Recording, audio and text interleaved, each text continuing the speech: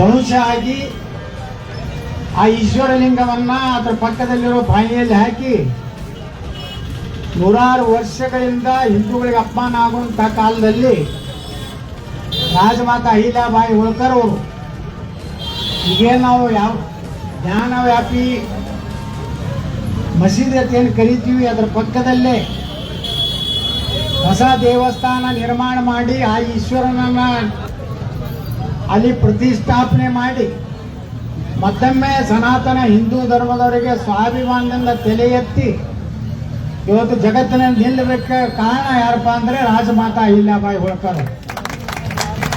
ರಾಜಮಾತಾ ಅಹಿಲ್ಯಾಬಾಯಿ ಹೋಳ್ಕರ್ ಅವರು ಹಾಲ ಮತದವರು. ಒಮ್ಮೆ ಸಣ್ಣ ಹುಡುಗಿ ಇದ್ದಾಗ ನಮ್ಮ ಇಂದೂರಿನ ರಾಜ ಎಲ್ಲವೂ ಯುದ್ಧದ ಮುಗಿಸ್ಕೊಂಡು ವಾಪಸ್ ಇಂದೂರಿಗೆ ಬರಾಗ ಅವಾಗ ಅಲ್ಲೆಲ್ಲಿ ಅಗ್ರಹಾರಗಳತ್ತಿದ್ದು.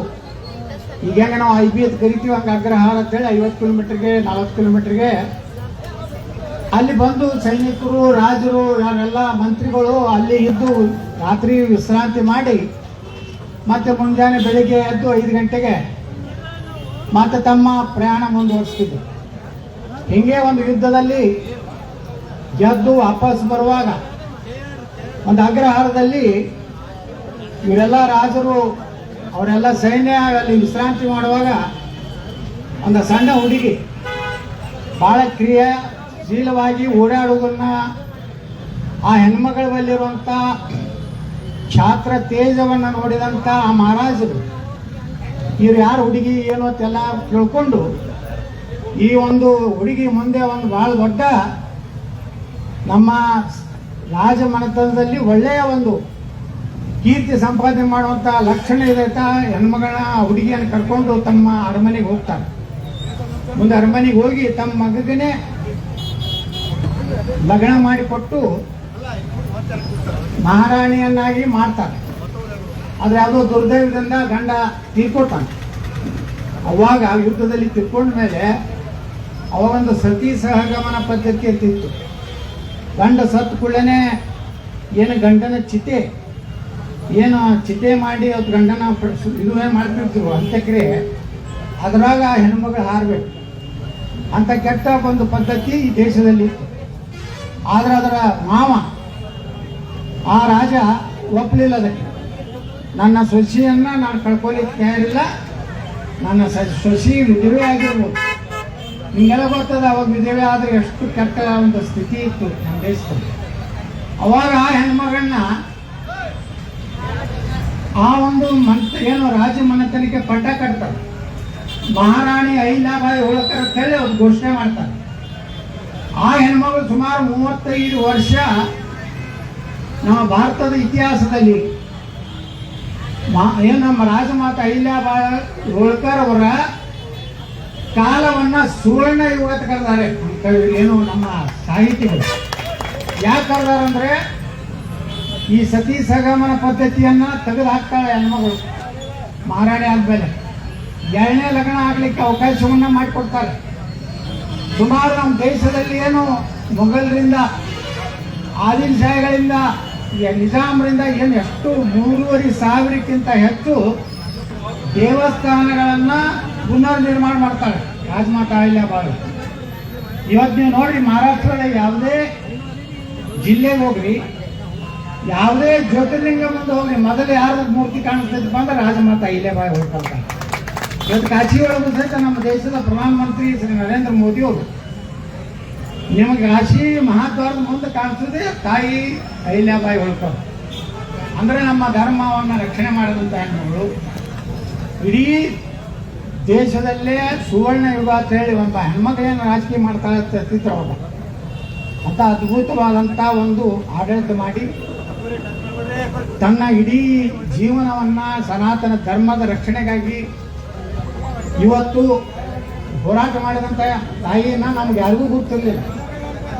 ಅವಾಗ ನಾವು ನಮ್ಮ ಕರಡಿಯವರು, ನಮ್ಮ ರಾಜಕುರವರು ಎಲ್ಲರೂ ಕೂಡಿ ನಾವೆಲ್ಲ ಓದ್ತಿದ್ವಿ. ಇದೆಲ್ಲ ಸರ್ ನೀವೆಲ್ಲ ನೋಡ್ತೀವಿ. ಇವತ್ತು ಫೇಸ್ಬುಕ್ನಾಗ ವಾಟ್ಸಪ್ನಾಗ ಬರ್ತಿರ್ತಾವೆ ರಾಜಮಾತಾ ಅಹಿಲ್ಯಾಬಾಯಿ ಹೋಳ್ಕರ್ ಯೂಟ್ಯೂಬ್ದಾಗ ಹೊಡೆದ್ರಂದ್ರೆ ಇಡೀ ರಾಜಮಾತಾಂದು ಇತಿಹಾಸ ಅದನ್ನೆಲ್ಲ ನೋಡಿ ನಾವು ಪ್ರೇರಣೆ ಯಾಕಪ್ಪ ನಾವು ಜಾಪನಾಗ ಯಾಕೆ ದೊಡ್ಡ ಕೊಡುಗೆ ಕೊಟ್ಟಂತ ಒಬ್ಬ ರಾಜಮಾತೆಯನ್ನು ನಮ್ಮ ಬರೀ ಮಹಾರಾಷ್ಟ್ರಕ್ಕೆ ಸೀಮಿತ ಆಗಿತ್ತು. ಇವತ್ತು ಕರ್ನಾಟಕದಲ್ಲಿ ರಾಜಮಾತಾ ಅಹಿಲ್ಯಾಬಾಯಿ ಹೋಳ್ಕರ್ ಮೂರ್ತಿಯನ್ನು ಕೂಡಿಸಿದ್ವಿ, ಸರ್ಕಲ್ ಮಾಡಿದ್ವಿ. ಮೊದಲು SS ಫ್ರಂಟ್ ರೋಡ್ ಅಂತ ಕರಿತಿದ್ರು ಈ ರೋಡಿಗೆ, ಅದನ್ನು ತೆಗೆದು ರಾಜಮಾತಾ ಅಹಿಲ್ಯಾಬಾಯಿ ಹೋಳ್ಕರ್ ಮಾರ್ಗ ಅಂತ ಹೇಳಿ ಮಾಡಿದ್ವಿ. ಇವತ್ತಿನ ನಮ್ಮ ಬಾಬಾ ಸಾಹೇಬ್ ಅಂಬೇಡ್ಕರ್ ಅವರ ಕ್ರೀಡಾಂಗಣ ಎದುರಿಗಿನ ರಸ್ತೆಯನ್ನು ಸಂತ ಕನಕದಾಸ ಮಾರ್ಗ ಅಂತ ಹೇಳಿ ಮಾಡಿದ್ವಿ. ಅದಕ್ಕೂ ನಮ್ಮ ಬೈರತಿ ಬಸವರಾಜರು ಸುಮಾರು 10 ಲಕ್ಷ ರೂಪಾಯಿ ಕೊಟ್ಟು ಮನ್ಯಾಗ ನಮ್ಮನ್ನೆಲ್ಲ ಕರೆದು ಬೆಳ್ಳಿ ತಾಟ, ಬೆಳ್ಳಿ ಚಮಚ, ಬೆಳ್ಳಿ ಹಾಕಿ ಅವು ಎಷ್ಟು ಮಂದಿ ಥರ ಮಾಡಿದ್ರು ಏನೋ. ದಾಸಿ ಒಳಗೆ ಒಂದು 10 ಥರ ಇತ್ತು. ಪುರಿ, ಕೇಸರಿ ಭಾತ, ಅಲ್ಲಿಂದ ಕೀರ ಎಲ್ಲ ನಮ್ಮ ಹಾಲು ಮತದವರಿಗೆ ನಮಗೆಲ್ಲ ತಿನ್ನಿಸಿ 10 ಲಕ್ಷ ರೂಪಾಯಿ ಅವರೇ ನೀಡಿದ್ರು. ನಮಗೆಲ್ಲ 10 ಲಕ್ಷ ರೂಪಾಯಿದು ಚೀಲ ಕೊಟ್ಟರು. ಈಗ ಅದು ನಾವು ನಮ್ಮ MLC ಇದ್ದಾಗ ರೊಕ್ಕ ಕೊಟ್ಟಿದ್ದೆ. ಮುಂದೆಲ್ಲ ಕೂಡಿ ಈ ಒಂದು ಸರ್ಕಲ್ ಮಾಡಿದ್ವಿ. ಇನ್ನು ಸಂಗೊಳ್ಳಿ ರಾಯಣ್ಣವ್ರದ್ದು ಒಂದು ಉಳಿದದು. ಈಗಾಗಲೇ ಸಂಗೊಳ್ಳಿ ರಾಯಣ್ಣವ್ರದ್ದು ಆ ಒಂದು ರಸ್ತೆ ಹೆಸರು ಇಟ್ಟಿವಿ. ಹೀಗಾಗಿ ಚಾಲೂ ಮಾಡ್ಯಾರಂತ. ಆದಷ್ಟು ಬೇಗನೆ ಸಂಗೊಳ್ಳಿ ರಾಯಣ್ಣವ್ರದ್ದು ಒಂದು ಕಂಚಿನ ಮೂರ್ತಿಯನ್ನು ಮುಂದಿನ ವರ್ಷ ಒಳಗಾಗಿ ಕೂಡಿಸಿ ದೊಡ್ಡ ಪ್ರಮಾಣದಲ್ಲಿ ವಿಜಯಪುರದಲ್ಲಿ ಆದ ಕಾರ್ಯಕ್ರಮ ಇಡೀ ಕರ್ನಾಟಕಕ್ಕೆ ಒಂದು ದಾಖಲೆ ಆಗೋ ರೀತಿಯಲ್ಲಿ ನಾವೆಲ್ಲ ಕೊಡೋಣ. ಹಾಲ ಮತ ಬೇರೆ ಎಲ್ಲ, ಲಿಂಗಾಯತರು ಬೇರೆಲ್ಲ, ಯಾರೂ ಬೇರೆ ಇಲ್ಲ, ಎಲ್ಲರೂ. ಈಗ ನಾವು ನಾನು ಲಿಂಗಾಯತರು ಓದಿದ್ವಿ. ನನ್ನ ಮನ್ಯಾಗ ಇರುವಂಥ ದೇವರ ಅರಕೆರೆ ಅಮ್ಮೋಕ್ಷಿದ್ದ. ಅರಕೆರೆ ಅಮ್ಮೋಕ್ಷಿದ್ದನ್ನು ಬಾಳಿಕೆ ಕೊಡಬೇಕಂತ ಲಗ್ನ ಆಗೋದು ನಮ್ಮ ಮನ್ಯಾಗ. ಅಲ್ಲಿಂದ ನಮ್ಮ ಹೆಣ್ಣು ದೇವ್ರು ಅಂದ್ರೆ ನಮ್ಮ ಕಾಗನೇರಿ ಲಾಯವ, ಅದನ್ನು ಪೂಜಾರಿಗಳೇ. ಈ ಎರಡು ನಮ್ಮ ಮನೆ ದೇವ್ರು ಅಂದ್ಮ್ಯಾಗ ನಾವು ಅರ್ಧ ಕುರುಬರದೀವಿ ಅಂತ ಯಾಕೆ ಹೇಳ್ತೀನಂದ್ರೆ ಜಾತಿಯಿಂದ ಯಾವುದು ಗೊತ್ತಾಗಲ್ಲ. ನೋಡ್ರಿ, ಅಹಿಲ್ಯಾಬಾಯಿ ಹೋಳ್ಕರ್ ಯಾರು ಕೊಡ್ತಿತ್ತಪ್ಪ ನಮ್ಮ ಹಾಲು ಮತ್ತೊಂದು ಅಂತೇಳಿ. ಇನ್ನ ನಮ್ಮ ಕೈದೇವ್ರು ಹೇಳಿದ್ರು, ರಾಜು ಪುರಿ ಹೇಳಿದ್ರು, ಇಲ್ರಿ ನಮಗೆ ಗೊತ್ತಿರಲಿಲ್ಲ. ನಾವು ಇತಿಹಾಸ ನಮ್ಗೆ ಯಾರೂ ಕಲಿಸೇ ಇಲ್ಲ. ಹಳ್ಳಿ ನೋಡ ಅವನಿಗಳು ಅಕ್ಬರ, ಟಿಪ್ಪು ಸುಲ್ತಾನ ಆ ತೊಗೊಂಡ್ರೆ ಬರೀ ಅದೇ ಮಕ್ಕಳೇ ಕಟ್ಟಿ ಕೂಡುವಾಗೆ. ಈಗ ಸತ್ಯ ಏನು ಹೊರಬೀಳಕತ್ತದ. ಸಂಗೊಳ್ಳಿ ರಾಯಣ್ಣ ನೋಡಿ ಎಂಥ ಪುಣ್ಯಾತ್ಮ. ಇವತ್ತು ನಾನು ಸಂಗೊಳ್ಳಿ ರಾಯಣ್ಣ ಅಂದ್ಕೊಳ್ಳಿ ನೆನಪಾಯ್ತು. ನಮ್ದು ಸುಪ್ರೀಂ ಕೋರ್ಟ್ನಾಗ ಕೇಸ್ ನಡೆದಿತ್ತು ನಮ್ಮ ಫ್ಯಾಕ್ಟ್ರಿದು.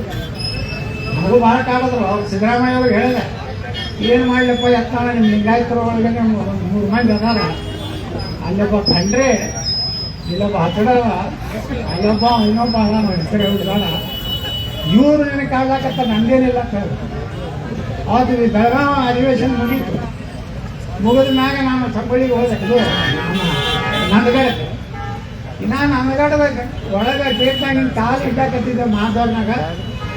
ದಿಲ್ಲಿದಿಂದ ಒಂದು ಫೋನ್ ಬಂತು, ಸುಪ್ರೀಂ ಕೋರ್ಟ್ನಾಗ ನಿಮ್ಮ ಪರವಾಗಿ ಆರ್ಡರ್ ಆಗೈತಿ, 1 ವಾರನಾಗ ನಿಮ್ಮ ಫ್ಯಾಕ್ಟ್ರಿಗೆ ಅನುಮತಿ ಕೊಡ್ಬೇಕಂತ ಆರ್ಡರ್ ಆಗಿದೆ.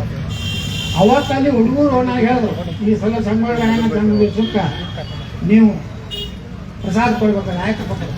ಅವತ್ತಿನಿಂದ ಇವತ್ತು ಪ್ರತಿ ವರ್ಷ ನಾನೇ ಅಲ್ಲಿ ಪ್ರಸಾದ ಮಾಡ್ತೇನೆ. ಒಂದು 15-20 ಸಾವಿರ ಜನ ಇರ್ತಾರೆ. ಹಿಂಗೆ ಒಬ್ಬೊಬ್ಬ ಮಹಾಪುರುಷರು ಅವರು ನಿಷ್ಕಂವಾಗಿ, ನಿಷ್ಕಪಟದಿಂದ, ಸ್ವಚ್ಛ ಹೃದಯದಿಂದ ಯಾರು ಇರ್ತಾರಲ್ಲ ಅವ್ರ ಮುಂದೆ ದೇವ್ರು ಹಾಕ್ತಾರೆ. ಮುಂದೆ ಸಂಗೊಳ್ಳಿ ರಾಯಣ್ಣ ಅವ್ರು ದೇವ್ರ ಅಂತ ನಾವು ತಿಳ್ಕೊಳ್ತೀವಿ. ಯಾಕಂದರೆ ಅಷ್ಟು ಏನೋ ಅಂತಿರಲ್ಲ ಆ ಮನುಷ್ಯನ ಬಳಿ. ಅವ್ರು ಯಾರು ಗುರ್ತಿರ್ತಾರೋ ಅವ್ರ ಮೂಲ ಇಲ್ಲೇ ಅತರ್ಗಾದವರು. ಅತರ್ಗಾದಿಂದ ಅವ್ರ ಮುತ್ಯಾಗಳು ಆ ಕಡೆ ಹೋದ್ರು. ಹಿಂಗೆ ಕುರಿ ಕಾಯ್ಕೋತ ಹೋದ್ರು. ಈ ಕಡೆ ನೀರು ಇರ್ತಿದ್ರೆ ಸುಡಗಾಡಿಲ್ಲ. ಆ ಕಡೆ 2-3 ದೊಡ್ಡ ನದಿ ಇದ್ದು. ಆ ಕಡೆ ಹೋಗಿ ಸಂಗೊಳ್ಳಿ ಒಳಗೆ ಹೋಗಿ ಅವರು ಅಲ್ಲಿ ಸೆಟ್ಲ್ ಆದರು. ಸಂಗೊಳ್ಳಿಗೂ ಮನೆ ಹೋಗಿದ್ದೆ ನಾ ಹೋದ ದಿವಸದಾಗ. ಅಲ್ಲಿ ಅವಾಗ ಹೋಗ್ತಾಯಿದ್ವಿ. ಅತರ್ಗಾದವ್ರು ಅಲ್ಲಿ ಬರ್ದಾರ ಸಂಗೊಳ್ಳಿ ಒಳಗೆ. ನೀವು ಹೋಗಿ ನೋಡಿದ್ರಿ, ಸಂಗೊಳ್ಳಿ ಒಳಗೆ ಒಂದು ಇದು ಬರ್ದಾರ, ಅತರ್ಗ ಮೂಲದ ರಾಯಣ್ಣನ ಮನೆತನ ಅಂತೇಳಿ ಬರ್ದಾರ. ನಾನು ಕೇಳಿದಲ್ಲಿ ಇವರಿಗೆ ಹೌದು ಸರ್, ಅವರು ಬಿಜಾಪುರ ಇಂಡಿ ತಾಲೂಕಿನ ಅತರ್ಗದವ್ರು ಹೋಗ್ತಾರೆ. ಅದಕ್ಕೆ ನಮ್ಮದು ಎಲ್ಲರೂ ರಾಣಿ ಚೆನ್ನಮ್ಮನು ನಮ್ಮ ಜಿಲ್ಲೆ ಜೊತೆ, ಸಂಗೊಳ್ಳಿ ರಾಯಣ್ಣವ್ರು ನಮ್ಮವನೇ, ಸಿಂಧೂರು ಲಕ್ಷ್ಮಣನು ನಮ್ಮವನೇ. 2 ಮಂದಿನ ಕೊಟ್ಟ ನೋಡಿ ಇಂಥ ಪುರುಷರು. ಸಿಂಧೂರು ಲಕ್ಷ್ಮಣ ಒಂದು ಕತೆ ಹೇಳ್ತಾರೆ. ಅವ ಓಡ್ಲಕ್ಕತ್ರ ಯಾರ ಕೈ ಸಿಗ್ತಿದ್ದಿಲ್ಲ. ಅದ ಬ್ರಿಟಿಷರೇ ಮಾಡ್ತಾರೆ, ಹಿಡಿದು ಕಾಲಲ್ಲಿ ನಡೀತಾರೆ, ಮರ ತೆಗಿತಾರೆ. ಅದೇನು ಮಾಡೋದು, ಅವ್ರ ಜಾತಿ ಒಳಗೆ ನೋಡ್ರೆ ಅವ್ರು ಹಿಡಿದು ಕೊಡ್ತಾರೆ. ಈಗ ಎಲ್ಲರೂ ಹಣೆ ಬಾರಿಗೆ ಇದೇ ಆಗೈತೆ. ಅವ್ರ ಜಾತಿಯವರೇ ಸಂಗೊಳ್ಳಿ ರಾಯಣ್ಣದ ಕಥೆ ಅದೇ ಐತಿ, ಚಂದೂರು ಲಕ್ಷ್ಮಣದು ಅದೇ ಐತಿ, ಚೆನ್ನಮ್ಮಂದು ಅದೇ ಐತಿ. ಇದು ಇರೋದೇ ಇದು. ಅದಕ್ಕೆ ಅದನ್ನು ಮೀರಿ ಇವತ್ತೇನು ನೋಡ್ರಿ ಸಂಗೊಳ್ಳಿ ರಾಯಣ್ಣನ ಅನಿಸ್ತಾರ. ಅವ್ರು ಯಾರು ಕೊಟ್ಟವ್ರನ್ನ ಯಾರು ಅನಿಸ್ತಾರ. ನಾವೆಲ್ಲ ಇವತ್ತು ಸಂಗೊಳ್ಳಿ ರಾಯಣ್ಣ ಅನ್ಸಲಕತ್ತೀವಿ. ರಾಜಮಾತಾ ಏನು ಸಂಬಂಧ ಐತಪ್ಪ? ಮಹಾರಾಷ್ಟ್ರದಾಗ ಇರೋ ಬಿಡು, ಹಿಂದೂ ರಾಣಿ ಇರ್ಬೇಕು ಬಿಡು, ಕೆಟ್ಟ ಆಗಲ್ಲ. ನಮ್ಮ ಸಮಾಜಕ್ಕೆ ಯಾರ್ಯಾರು ಉದ್ಧಾರ ಮಾಡ್ಯಾರಲ್ಲ ಅವ್ರು ಯಾವ ಜಾತಿ ಹೊತ್ತು ನೋಡ್ಬಾರ್ದು. ಅದು ನಮ್ಮ ಎಲ್ಲ ನಮ್ಮ ನಾಯಕರೇ. ಅಂಬೇಡ್ಕರ್ ಅವ್ರನ್ನ ಕೆಲವು ಮಂದಿ ನಮ್ಮ ಜಾತಿ ಅವ್ರ ಸುಳ್ಳು ಹೇಳಿದ ಶಾಸಕ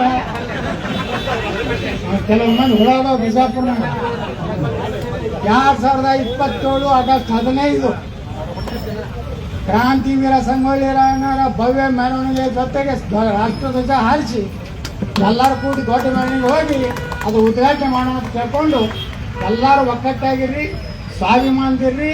ಈ ದೇಶ ಸನಾತನ ಧರ್ಮ ಉಳಿಬೇಕಾದ್ರೆ ಯಾರು ಜಾತಿ ಮಾಡಬೇಡ್ರಿ. ಧರ್ಮದ ಬಂದಾಗ ಹೆಂಗೆ ಪಶ್ಚಿಮ ಬಂಗಾಳದಾಗ ಸಮಸ್ತ ಹಿಂದೂಗಳು ಹೆಂಗೆ ಒಂದಾದ್ರು ಹಂಗೆ ಕರ್ನಾಟಕದ ಒಂದಾಗೂ ಹೊಸ ರಾಜಕೀಯ ಇತಿಹಾಸ ನಿರ್ಮಾಣ ಮಾಡೋದು ತಿಳ್ಕೊಂಡು ನಾನು ಮಾತು ಮುಗ್ತೀನಿ. ಜೈ ಹಿಂದ್, ಜೈ ಕರ್ನಾಟಕ.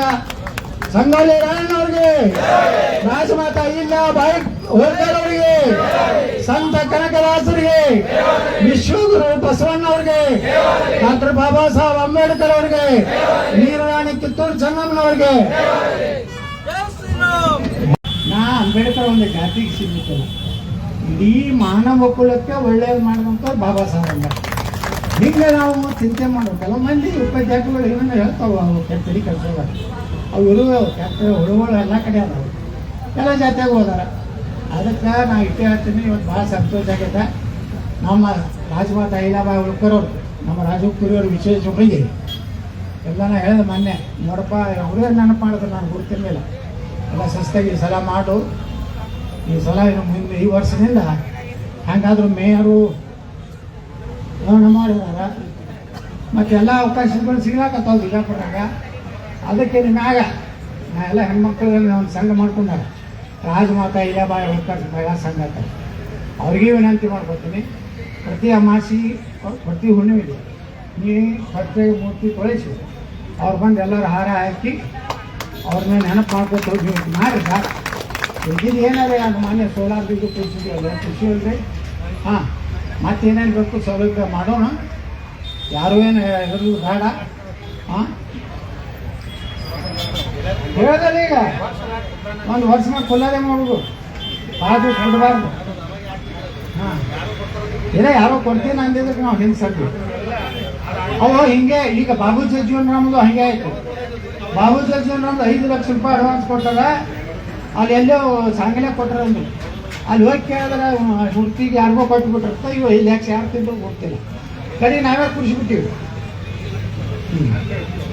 ಇಲ್ಲ ಮಾಡೋಣ ಅಲ್ಲಿ ಕಂಚಿಂದು ಚಲೋ ಒಂದು 10 ಫುಟ್ಟದ್ದು ಮಾಡೋಣ, 12 ಫುಟ್ಟದ್ದು. ಮತ್ತು ದೊಡ್ಡದಾದ್ರೆ ಕಾಣ್ತದೆ, ಫ್ಲೈಓವರ್ ಮುಂದೆ ಈ ಕಡೆ ಇಟ್ಟೆ ಆಗ್ತದೆ. ಮಾಡೋಣ ಏನು ತಲೆ ಕೆಡಿಸಬೇಡ್ರಿ. ನಮ್ಮ ಪ್ರೇಮಾನಂದ ಬಿರಾದವ್ರ ವಾರ್ಡ್ನಾಗ ನಾವು ಸಂಗೊಳ್ಳಿ ರಾಯಣ್ಣ ಮೂರ್ತಿ ಕೂರ್ಸಿವಿ. ಮಾನೆ ಈಗ ತೊರಿವ್ಯಾಗ ಒಂದು ಕೂರ್ಸ್ಲಾಕತ್ತೀವಿ. ಮಾನ್ಯ ಶಿವಾಜಿ ಮಹಾರಾಜರು ತೊರಿವ್ಯಾಗ ದೊಡ್ಡ ಪ್ರಮಾಣದ ಕೂರ್ಸಿವಿ. ಅದೇ ರೀತಿ ತೊರಿವೊಳಗೂ ಸಂಗೊಳ್ಳಿ ರಾಯಣ್ಣಂದ ಅಲ್ಲಿ ಹಾಲು ಮತ್ತದವ್ರು ಹೇಳ್ಯಾರ, ಅದನ್ನು ನಾವು ಕೂರಿಸ್ತೀವಿ. ಇಲ್ಲೇನದ ಫ್ಲೈಓವರ್ ಕೆಳಗೆ ಇಲ್ಲೂ ದೊಡ್ಡದೊಂದು ಮೂರ್ತಿ ಕೂಡಿಸಿ ಈಗಾಗಲೇ ನಾನು ಕ್ರಾಂತಿವೀರ ಸಂಗೊಳ್ಳಿ ರಾಯಣ್ಣ ಮಾರ್ಗಕ್ಕೆ ಹೆಸರಿಸಿ ಎಲ್ಲ ಇದು ಮಾಡೀನಿ. ನೀವು ಎಲ್ಲ ಕಡೆ ಬೋರ್ಡ್ ಹಚ್ಚಿಬಿಡ್ರಿ, ಸಮಾಜದ ಮುಂದೆ ಹಚ್ಚಿರಲ್ಲ. ಹಾಂ,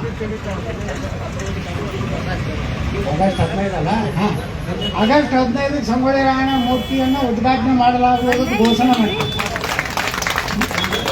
ಇದು 2 ತಿಂಗಳ ನೆಕ್ಸ್ಟ್. ಹಾಂ, ಮುಂದಿನ ಮಾತು ನಾಳೆ ಪೇಪರ್ನಾಗ ಬರ್ಬೋದು ಗೊತ್ತೀರಿ.